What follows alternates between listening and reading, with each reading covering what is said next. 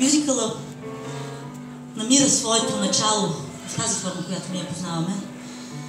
Далечния Ню Йорк, на улиците на Бродуей, където афроамериканците започват да изпяват своята болка, своята тъга, да преразказват историите си по един свръхемоционален начин, да ги разказват и да ги пеят. И аз обичам да казвам, това е малко или много модерната оперета, която, разбира се, през всички тези почти 100 години преминава през толкова музикални фази, защото всяко десетилетие носи своята музикална жилка и мюзикъл, разбира се, се движи с годините и с модерността на музиката.